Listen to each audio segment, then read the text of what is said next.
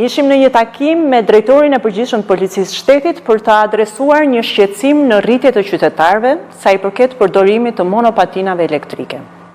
Kemi marrë një sër ankesash dhe raportimesh nga qytetarët rreth rrezikshmërisë që këto mjete përfaqësojnë, sidomos për të miturit apo të moshuarit që lëvizin në rrugë, por dhe vetë përdoruesit e tyre.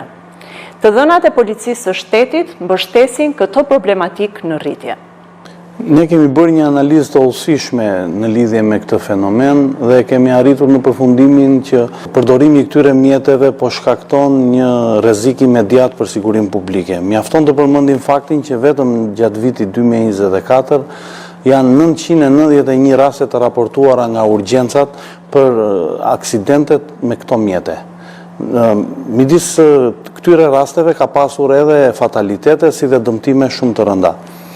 Për të adresuar këtë problem dhe këtë rrezik që i vjen rendit dhe sigurisë publike dhe përdoruesve të rrugës nga përdorimi i këtyre mjeteve, ne kemi përcaktuar dhe një procedurë standarde bazuar në ligjin e Policisë Shtetit për të adresuar këtë problem, duke ndëshkuar drejtuesit e këtyre mjeteve dhe përdorimin e këtyre mjeteve në rrugë urbane, duke përfshirë dhe trotuarët dhe duke arritur deri në bllokim administrativ të këtyre mjeteve.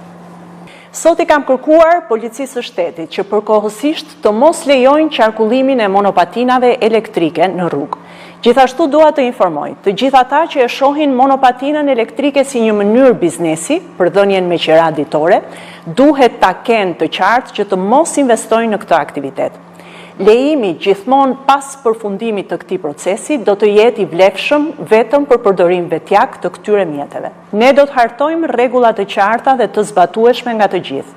Do të qartësojmë një herë për gjithmonë se cilat janë korsit, rrugët apo hapësirat ku monopatinat elektrike mund të përdoren dhe ku jo.